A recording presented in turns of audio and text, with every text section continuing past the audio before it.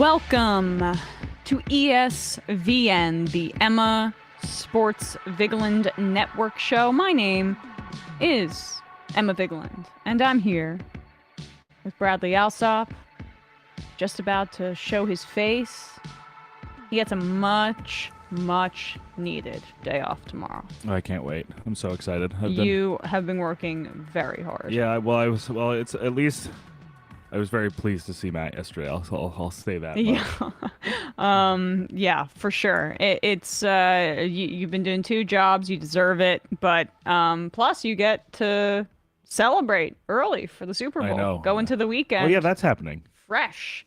We I forgot about that. have so much to discuss on the NBA trade front and an NHL trade coming out of nowhere that I would like to discuss. Oh yeah, It's very personal to me. Rangers news. I know. And so we will get into that for sure. And then our final lock segment of the year, at least with the NFL.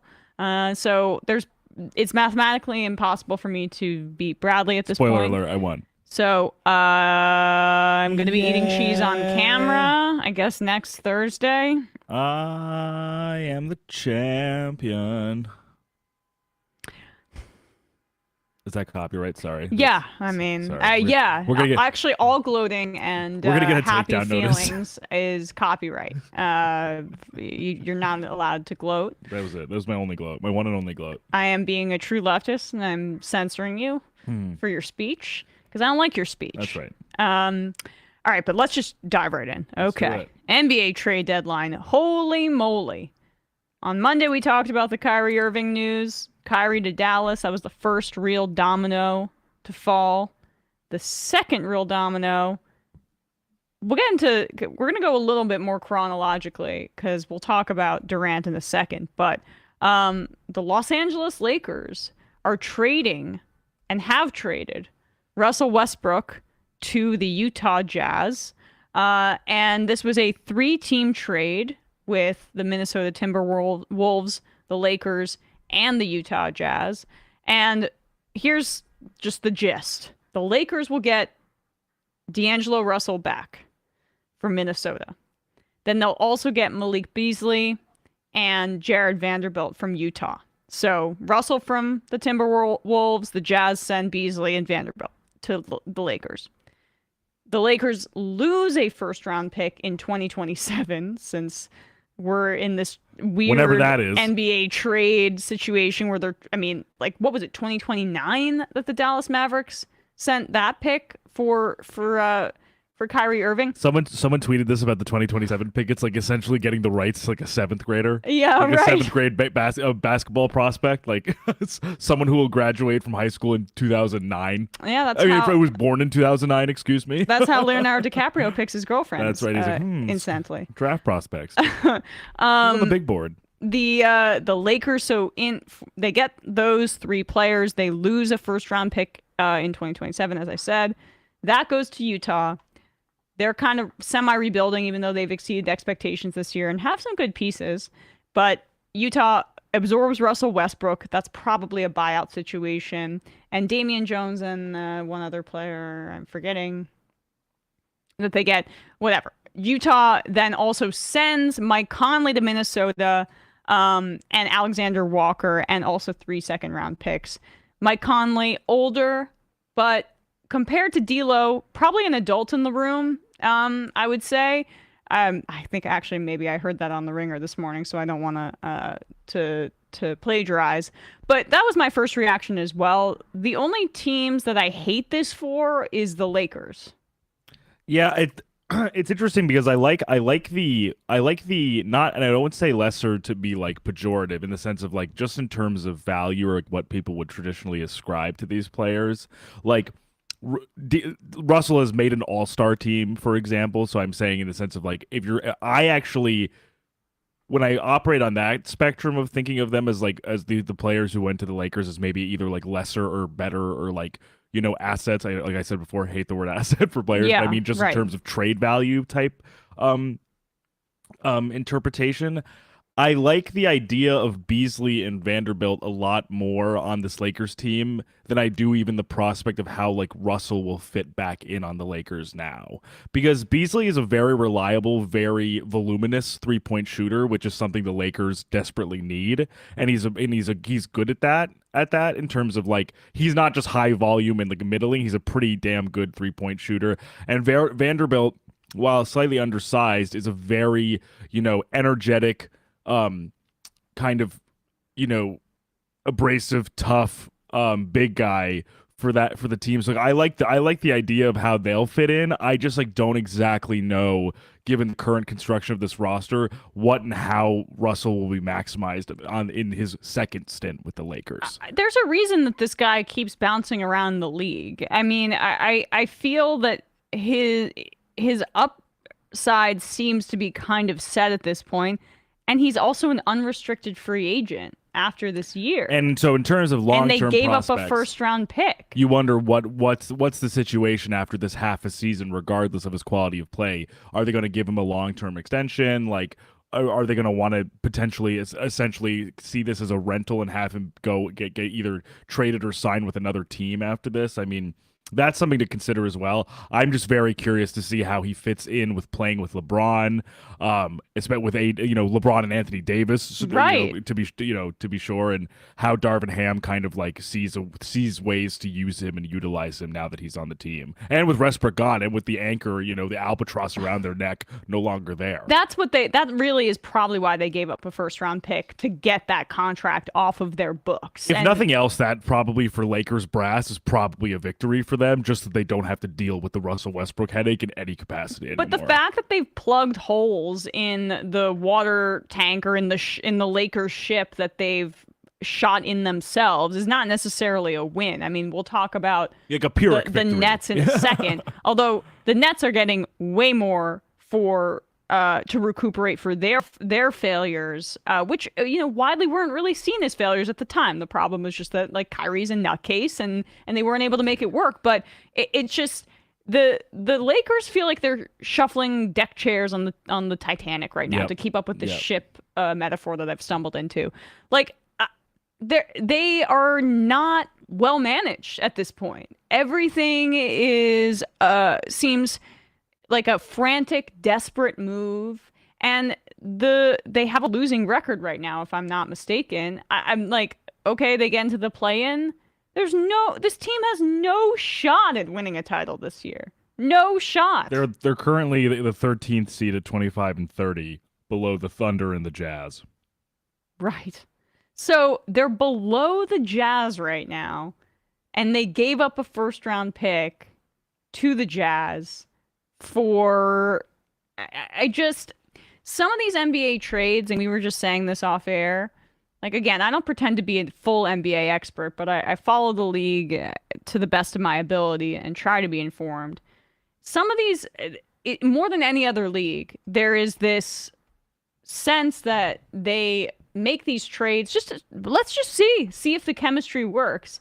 But for the Lakers, who have such a depletion of assets right now, and a 38-year-old LeBron, who, like we should say, I mean, incredible record-breaking story. LeBron, yeah, beyond we get it. But beyond the history of passing like the seemingly insurmountable record of most points scored relative to Kareem Abdul-Jabbar, we would be talking so much more about how great of a season this was for age 38 LeBron, year 20 LeBron, if the team around him wasn't so bad. Yeah. El Conipcion writes in, Emma, the Lakers are building next year's team now. LeBron's final year on his contract. Yeah, sure, fine. But I don't really like D'Lo. Like, I don't think he's a good fit for the team and a point guard that you can build around for the future. That's really all I'm saying. It's just a matter, and I think the issue that he's had at all of his stints independent of LeBron is consistency. Yeah, when he is playing at his peak, he's a really versatile, really talented player. It's all a matter of how long he can string that together, and also, I just think they need to figure out a way that he can coexist with LeBron, because it's when LeBron is a very unique person to play with. He is the conductor, both in terms of like offensive performance, offensive production, but also playmaking. Like Russell needs to find ways to fit into LeBron's system and be open and be ready to make plays that LeBron is going to open up for him. And like, we have to see if that can happen. Yeah, you have to also see if they can re-sign him. He's an unrestricted free agent. Absolutely. And what does it mean if they can't, or if he's not worth re-signing? Yeah, what does that contract even look like? I mean, I don't know. Like, I would so much rather have a guy like Jalen Brunson. I know that even just someone who's responsible, smart on the floor, than D'Lo, who I don't know.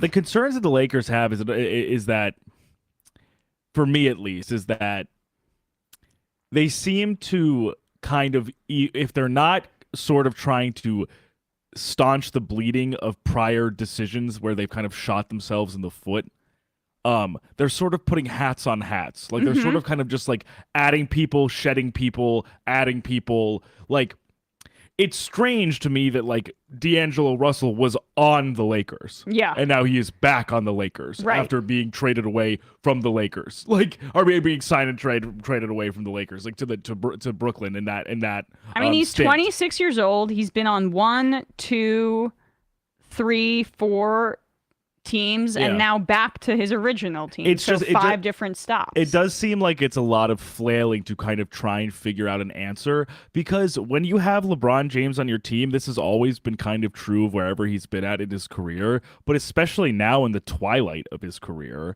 And when you're a team like the Lakers, the expectations simply never go away.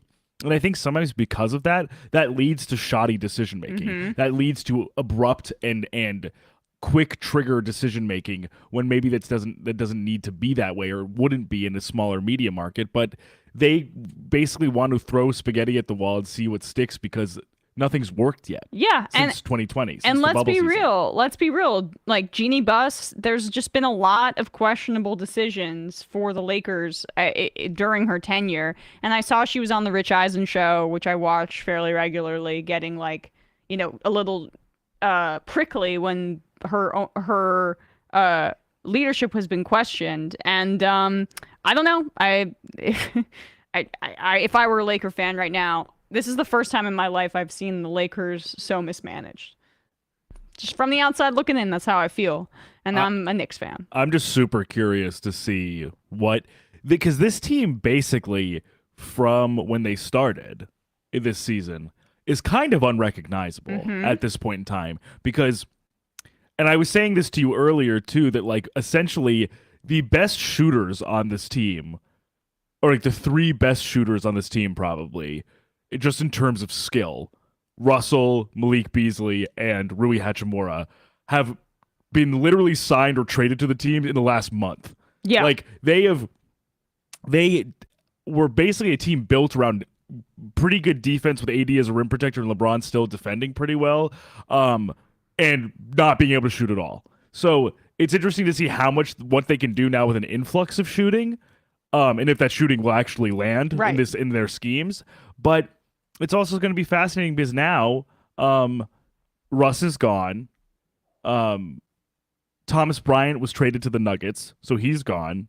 Patrick Beverley was traded to the Magic for Mo Bamba. So, I'm curious. Mo Bamba's an interesting. Yeah, I'm curious to see what Bamba will be doing, especially since they already have Wenyen Gabriel and no longer Bryant, but like 2 bigs who are like, I don't know how many minutes are you allocating for Mo Bamba and Wenyen Gabriel, and then exactly. It's just a lot of like, there are many pieces besides like the guys that you think of immediately when you think of the Lakers, and you're like, what are they all doing there, and when are they going to play? How are they going to play? It's just a lot of question marks for me going into the All-Star break, basically. Yeah, 100%. Although, all right, so let's talk about Durant here. Well, this was the big. This was the big. This one I woke up to this morning. I literally was like, I know. Huh? I went to bed at like 12:10, like a little after midnight, and this news must have broke as soon as my head hit the pillow. Durant, we discussed it on Monday that there were rumors that he was going to the Suns, and now it's happened. The Phoenix Suns have traded for Kevin Durant. The Brooklyn Nets sent him there, and they received back Jay Crowder, who then they flipped to send to the Bucks. Yep. Cam Johnson and Mikal Bridges. And Mikal Bridges, I loved coming out of college. I mean, I guess what the knock on him coming out of Villanova was that he was a little bit older, but he was someone the Knicks were rumored to get, and they took Kevin Knox instead, which is the pick the before. famed Kevin Knox. God, that's just Kevin Knox, who I would say, although I was super excited, I was like Knox all upside at the time, and then who knows? Kevin Knox, who I would say honestly, like he's in the running for maybe like worst rotation player in the entire league. Yeah, definitely one of the worst Knicks draft picks of all time, and there are a lot to choose from. There's a good 10 you could pick. But so Mikal Bridges to the Brooklyn Nets, which is a very good piece to get back, and 4 unprotected first round picks, all unprotected, which is a pretty big haul, especially if the Suns fall off after the roster ages out. I mean, Devin Booker's been having trouble staying healthy. Chris Paul, I was surprised. He's only getting older as well. Yeah, that he wasn't dealt. I mean, I guess he has a pretty big cap number, and maybe they figure they could use his veteran presence if they're trying to actually make a run for the championship. But Kevin Durant has a few more years left on that deal, and the 4 unprotected first round picks would scare me a little bit as a Suns fan. Yeah.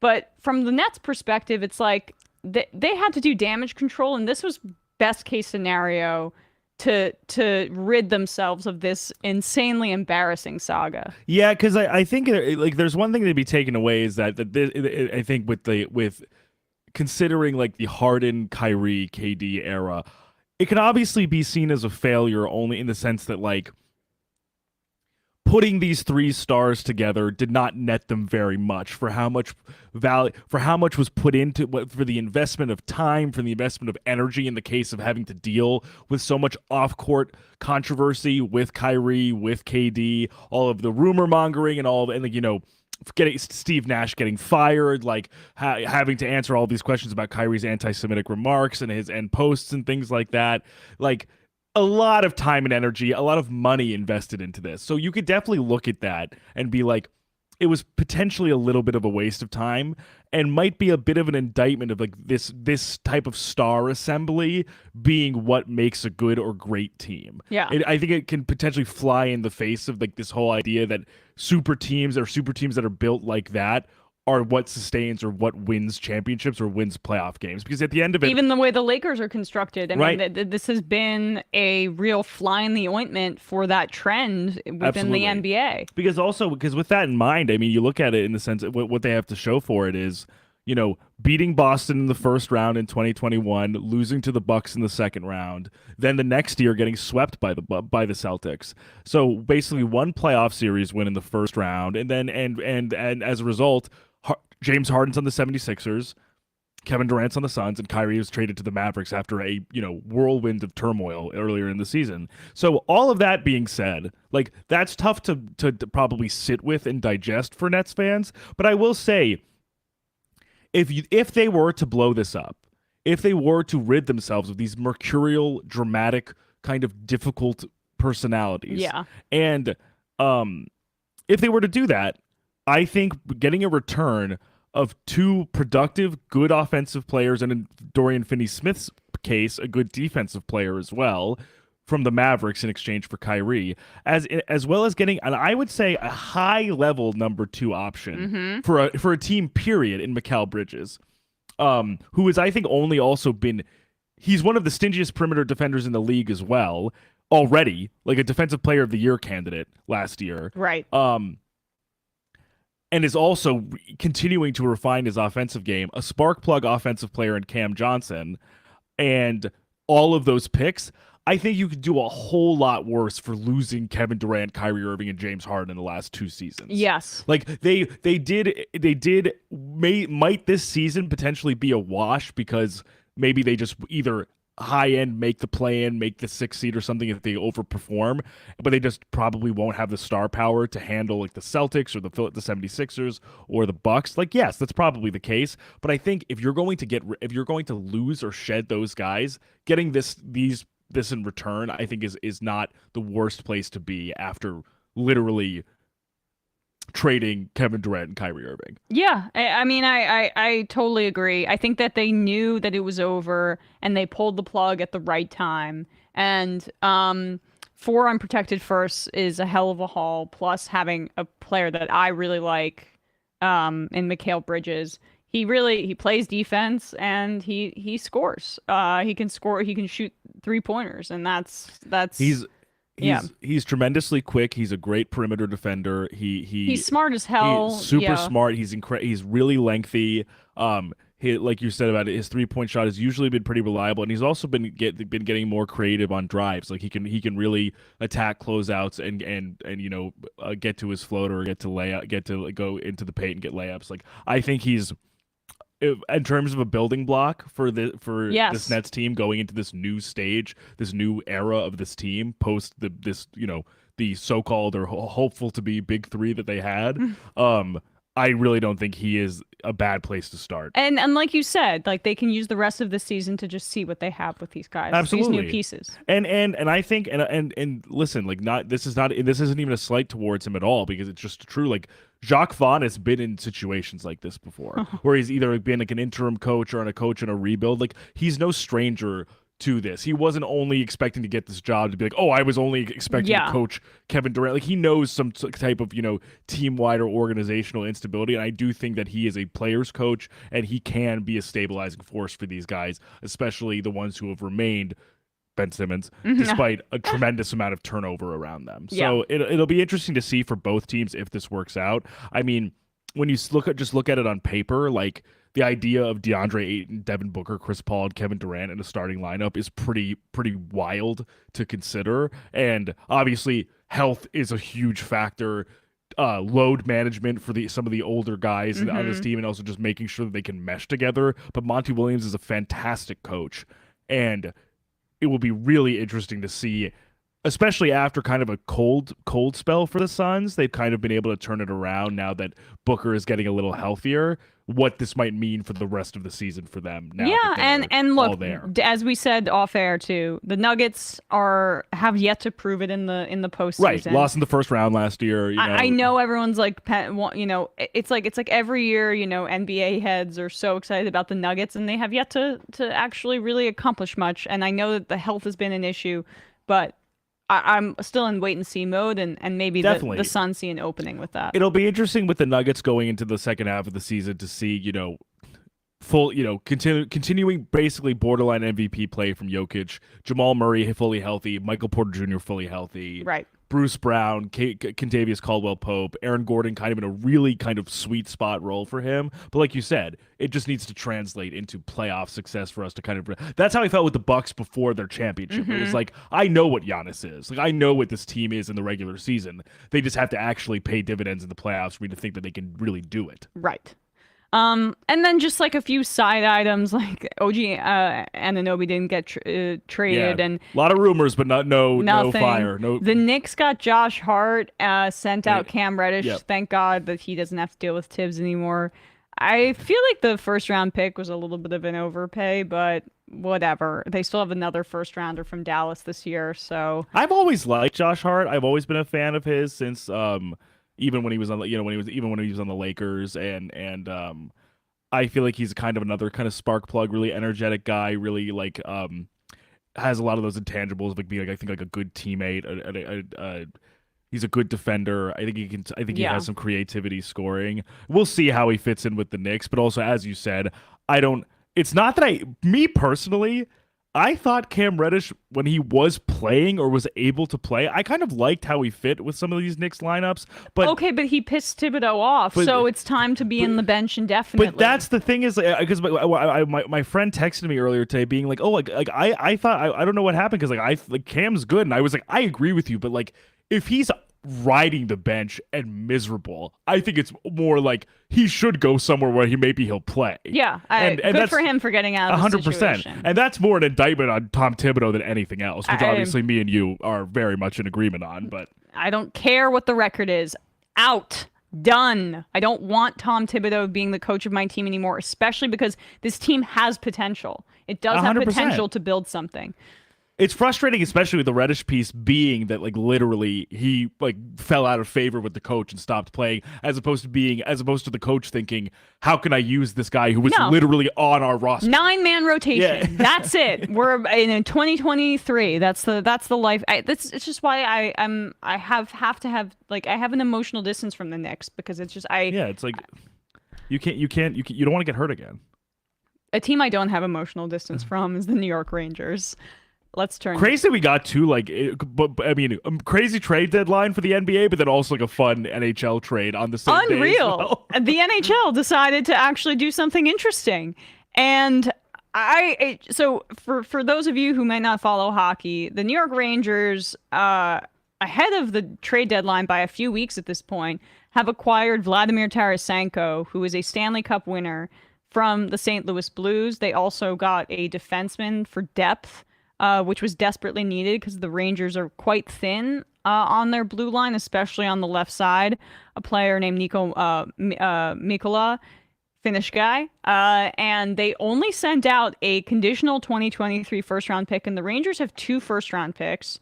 One from the Dallas Stars, which they got in exchange for a defensive prospect, Niels Lundqvist, offensive defenseman, and their own. And the trade is that the Blues get whichever one is worse, whichever one is a like lower in this, and both the Stars and the Rangers are in the playoff hunt right now, so both will probably make the playoffs. So it's not going to be a high first round pick, but this is supposed to be a very loaded draft, and the Blues are struggling right now after their core is kind of just aging a bit.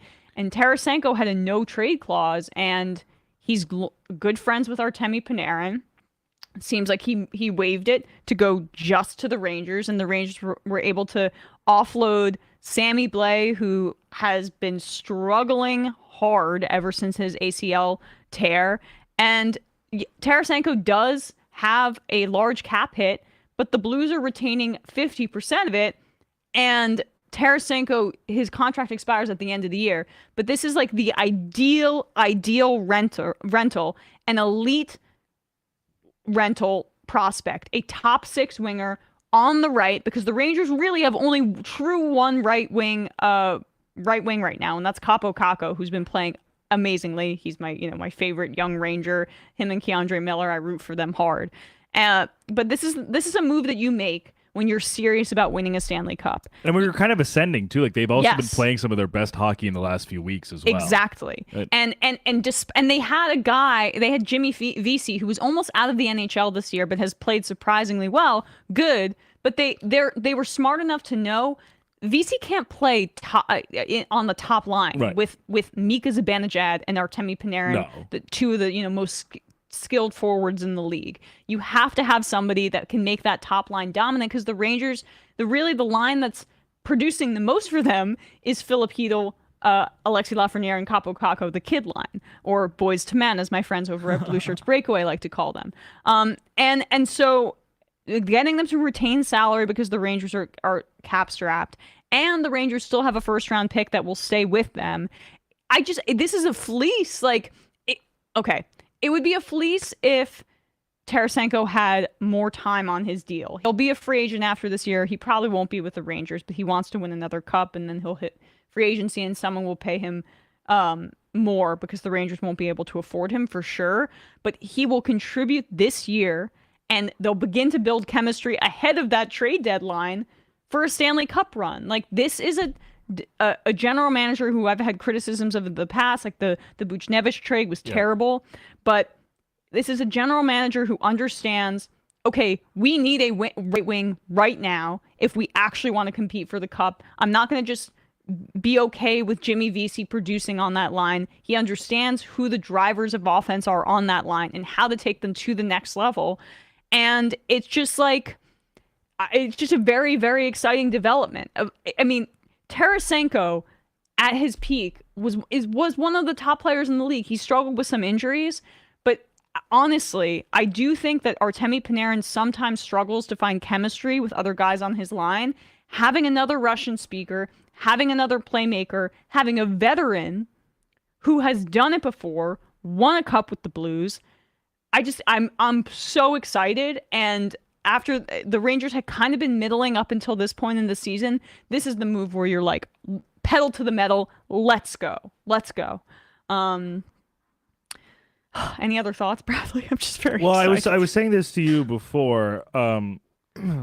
I love to see this type of thing, especially just like I appreciate when teams, especially when they're kind of hitting a certain sweet spot, feel as if they don't want to just like rest on their laurels and just kind of ride that out and think, how can we actually like materially improve? And yes, Tarasenko's 31, but like if you have a chance to get one of the best scorers of the past like 5 years in the league, like like you said, has a winning pedigree, has won a Stanley Cup, and clearly, if you'll recall, I was watching it back.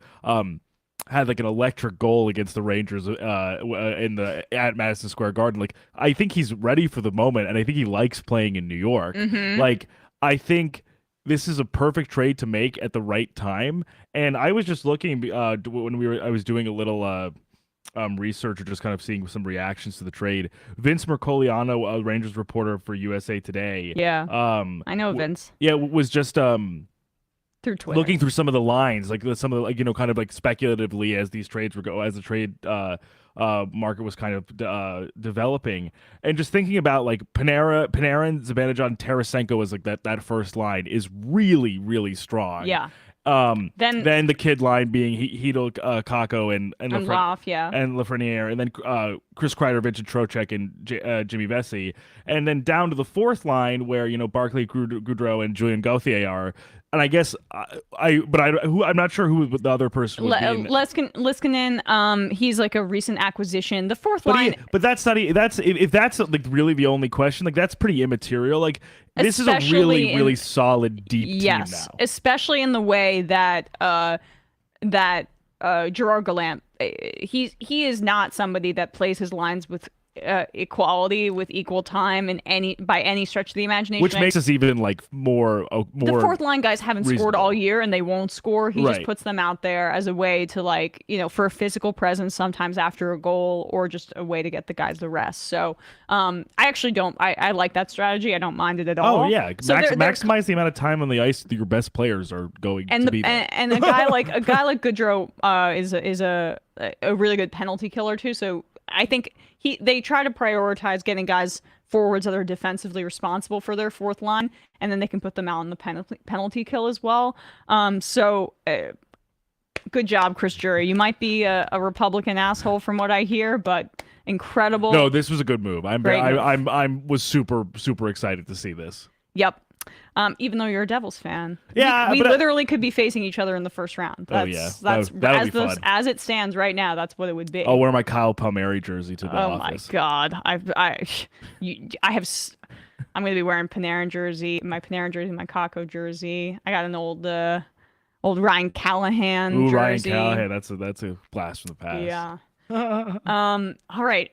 So sorry, guys. But that we haven't gotten to the Super Bowl yet. We just kind of buried it at the end. Oh, right, that's happening. Yeah. Right, got it. Oh, yeah, that was this weekend, right? It's just like you get to a certain point where I'm consuming 2 weeks of NFL content about the Super Bowl. There's a huge, like, please let the game just happen. 100%. You're like, there's so much buildup. Like there's like leading into it. The fact that it's still Thursday, like we're not even like it's not even tomorrow. It's like still 3 full days from now. Let's do the locks. I don't want one last. ESVN Stone Cold Lock of the Century. All week. The explosion should be made of cheese. Yeah, well, that's what I will be eating. I have lost officially, so maybe this is not that fun for everybody. But I mean, I still want to get this game right because, spoiler alert, Bradley and I have different picks for this game. Let's just recap what happened in the conference championships. We actually both went 1-2. We had the Niners plus 2.5. They got blown out. We had the under for the Niners Eagles game, 46.5, which did hit. The under, it did not go over. And then we also I lost the over for Cincinnati versus Kansas City. It was did not go over 48, and you also had the Bengals +1, which did not hit. So we went 1 and 2, but it doesn't matter because regardless, I am gonna lose. This is the reality of my life. I'm going to be eating cheese on camera, and like I think about it and get anxiety, but it'll be fun. Maybe I'll have like alcohol to wash it down or something like that. Some cheese flavored wine. The wine will be there so that the cheese goes down my gullet to a degree so I don't have to taste it that much. I mean, Bradley's trying to think about like the smelliest, worst cheese he could possibly give to me. I want it to crumble in my hand. That is. We'll get to that. We'll decide on the cheese at a certain point, and perhaps we'll pick names out of a hat. I'm gonna grind a few together with a mortar and pestle into a nice spread. All right, put this up there. I can't think about this right now. Okay. I had a losing record against the spread this year, which is shocking because I actually had a pretty good betting year, but whatever. 28, 33, and 2. Bradley's 32, 27, and 4. And here we have it. Our picks for Super Bowl 57, Chiefs versus the Eagles. We are on opposite sides of the pick. Let's discuss.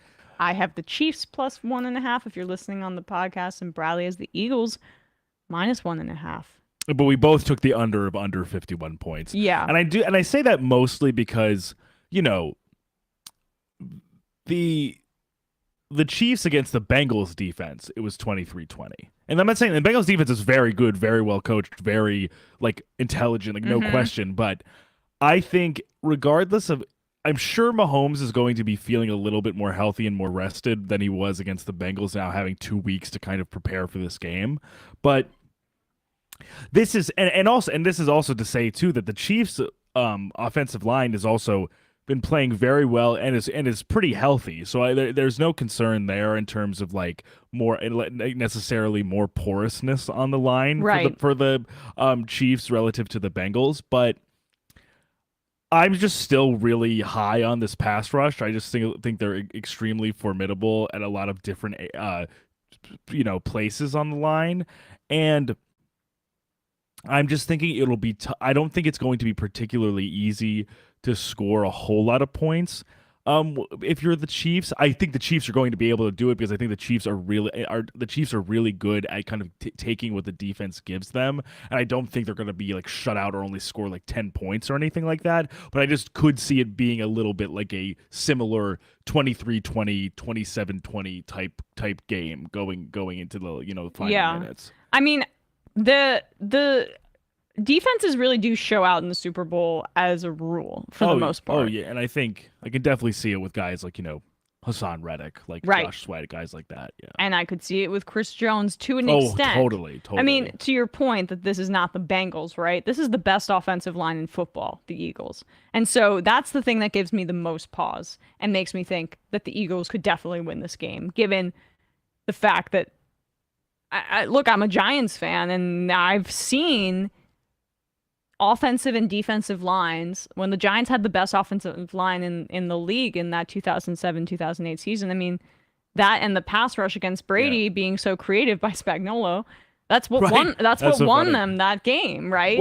I think that'll be the real matchup to watch is, will be not only Chris Jones versus the Eagles' interior offensive line, but also sort of Spagnuolo versus Shane Steichen and Nick Sirianni in terms of who can either side neutralize the real strength there, in the sense that can Spags find a way to really get Chris Jones going and kind of fool or sort of kind of misdirect the Eagles offensive line, which is a super tall order given that there's a lot of those guys on that line, especially Jason Kelsey, Lane Johnson, Mailata, Seumalo, like they are very visceral, very cerebral players. Like they're tough, they're strong, they're smart. It's going to be hard to really get one over on them.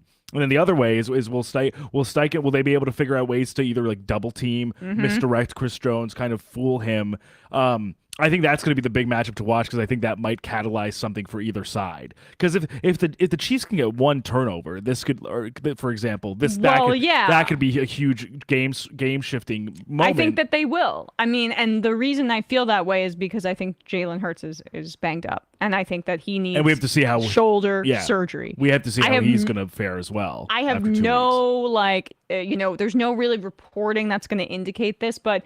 His last 2 playoff performances, he's thrown for under 200 yards, and I know that they had huge leads, but the way that he looked also kind of added to my, and I think a lot of people's speculation that shoulder is just still not right. And he does have 2 weeks to get ready, but the fact that he had so much rest when those 2 starts, Gardner Minshew made those 2 starts, and then he came back for the final game of the year against the Giants. And the third stringers, he still didn't look right. They had the bye. The playoff win against the Giants still didn't look right. The playoff win against the Niners still didn't look right. My thought is just, okay, he needs surgery or something like that. Well, I was reading the recap of that Derek Klassen does for the New York Times of all of the takeaways from each game. Or each week in the NFL season, and he pointed this out, which I thought was interesting. And to your point about the less than 300 yards or less than 200 yards passing for Hurts, 150, 120. His longest pass through the air was that contested Devontae Smith catch very early in the game that most likely should have been challenged and overturned. Yeah, and then basically all the rest of the way they were plugging and chugging the run game. They were spamming Miles Sanders, spamming Boston Scott, spamming Kenneth Gainwell with good reason, and also that's the testament to the strength of the Eagles team is that they can do so many different things on offense. But I think, like to your point, if he's sort of neutralized, or if they can't really have a release valve in terms of big gains by AJ Brown, Devontae Smith, Dallas Goedert over the middle, if Hurts is not fully healthy, that will definitely change the mindset and game plan for both teams. And you know who also doesn't look fully healthy is AJ Brown, right. And he's arguably the MVP of that offense, right? Like AJ Brown is the man. AJ Brown is a top 5 wide receiver in the NFL without question. Probably could be top 3. Him, Justin Jefferson, and Jamar Chase. If I'm thinking about it, I mean Tyreek. God, it's so hard. That's him or Tyreek Hill, whatever. Yeah. We don't need to get on that tangent. I see what you mean. Yeah, sure. But we should say the Chiefs receivers are banged up too. Juju Smith-Schuster, 100%. Kadarius Toney's never not banged up. McCole Hardman. He went out mid-game. They had to put in that guy Marcus Kemp, who I think had taken 8 snaps throughout the entire season. I mean Justin. What's his name? On the Chiefs, Justin Watson out of nowhere, right? One of their more like depth pieces had to play, but I just think I don't think that the Eagles will be able to contain Kelsey in the middle. And that's the big thing. I think that the Eagles corners, Darius Slay and James Bradbury, will be focused on taking away some of the deep pass threats from Mahomes. But I think Kelsey just up the middle, he'll run a screen, something like that. Mahomes is so quick to find him. And I just think that the defenses are going to be it's going to be drilled into their head all week. You got to get to the quarterback. You got to get to the quarterback on both sides. But I think Mahomes with an ankle versus Jalen Hurts with a shoulder, I'm taking Mahomes. You are right that the Eagles are the better team. I've said it all year. The Eagles are one of the best constructed teams I've seen in my life, in the history of the NFL, arguably, the way that they're constructed on the defensive line, offensive line. I just think Mahomes is the greatest quarterback I've ever seen in my life. And the problem will be there are very few weaknesses on this Eagles team, all like across the board, as we've discussed. I mean, team wide, not just like offensively or defensively. But one of the minor pressure points that I think can be exploited, especially now that they're not facing, that this Eagles defense isn't facing Daniel Jones and his receiving core right. and those skill position players. They're not facing Brock Purdy, Josh Johnson, then an injured Brock Purdy who can basically only hand off the ball. they're facing Mahomes, who, while slightly banged up, still was doing heroic and kind of incomparable, surprising things with very little mobility, and still managing to get the ball out with guys who can make plays in space, who can. MVS is going to get paid after this year. He took a 1-year deal, bet on himself to go to this team, and it worked out. And in the biggest game of his life, really showed out. And also, in the same thing with Pacheco. Like Pacheco, another thing Klassen pointed out is Pacheco basically had like a maximum of 3 screen pass catches, basically in games that he played. He had five, and was running at will after the catch, basically when the run game, a behind center run game wasn't firing on all cylinders, as Pacheco sometimes can, get big gash plays on occasion. But all that being said, this is a way different beast for the Eagles defense to try to contain in terms of the Chiefs offense. And the biggest pressure point for them in my estimation is Mahomes being able to connect with clearly far and away his best receiving option, Travis Kelce. The weak points of this defense aren't the cornerbacks. It's more like the safeties and the linebackers. And those guys are probably going to have to be tasked. Yeah, that was my thought. Why are you making my case? You picked the Eagles. No, I'll get there. I gotta see both sides of it. Okay. But TJ Edwards, Marcus Epps, and Kayvon Wallace, safeties, linebackers, probably the weakest players on the Eagles defense. They will most likely be tasked with trying to tackle Travis Kelce in space over the middle. That's not going to be easy. No. Like he is impossible, nearly impossible to bring down a lot of these plays designed for him, and those are the only, I would say, really weak points on the Eagles defense. Okay. But my biggest points for the Eagles in their favor is the run game, the offensive line, and the pass rush. If both sides of the 7 can play as they've been playing, I think it'll be very hard for the Chiefs to score more than them. Yeah, I mean, look, I could see it going either way. That's as lazy as it gets to say. But look, I will also just quickly say that Spagnuolo is an amazing game planner, and I do think that D'Amico Ryans had a really good game plan against the Eagles before the dam just broke. Absolutely. And I think that Spags is smart enough to steal from that. And I think we'll see a good amount of that, right? Like just simulating pressure, targeting making sure that the Eagles become one-dimensional, and then being able to crowd the line once they do that to stop the run game. It's a tall task with this team, but if they're able to do that defensively, this is on the offensive side, Mahomes' opportunity to cement himself as John Elway, Tom Brady status. Like, more than one ring. He's already been here and lost, but he won one. And even just the narrative of if he's able to overcome like a difficult injury and still play the way that he's been playing. Mm-hmm. But so to me, I really think the keys to victory on both ends is it's basically, I think, one of two ways in terms of the run game. If the Chiefs can in any way contain the run, forcing either Hurts to scramble or Hurts to pass, especially if he's not 100%, I think that's a big, that will be a big concession for the Eagles. But if the Eagles can really activate the run game and keep it going and kind of neutralize Chris Jones in the interior of the Chiefs' defensive line, they're going to be hard to stop. Mm-hmm. All right. What's your score? Yeah, I'm still going. I think it's going to be Eagles by a touchdown. I think it's going to be 27-20. Wow. 27-20. You're really confident. By a touchdown? Yeah, 27-20 Eagles.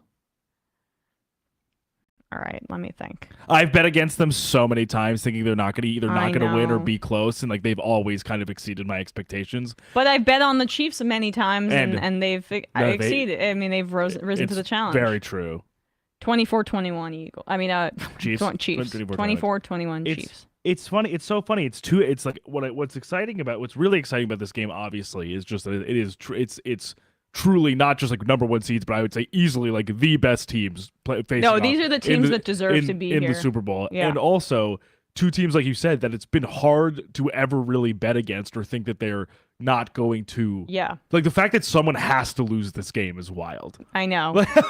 I know. I just, and I will say this too: the Chiefs I feel have had to be more clutch than the Eagles in this postseason.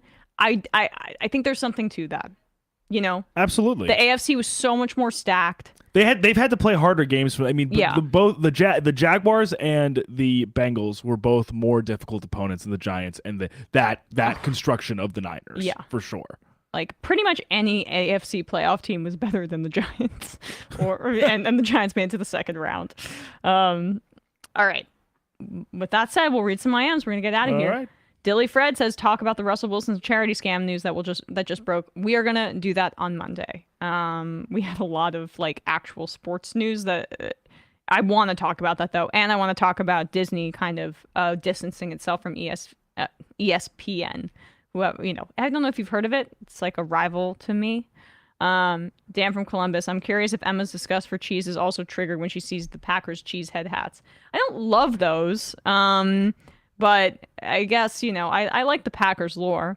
El Conniption says, quote in quotes, we need a right wing now. Thanks, Nancy Pelosi. I know. Every time I say that, my boyfriend makes fun of it. He's like, it's hard for me to hear you talk about the right wing in a hockey context when I hear you talk about it always in the other He's context. a great right winger. Yeah, right, exactly. One of the best right wingers. One of the best right wingers in the country, if not the world. Talking about Vladimir Tarasenko. Yeah.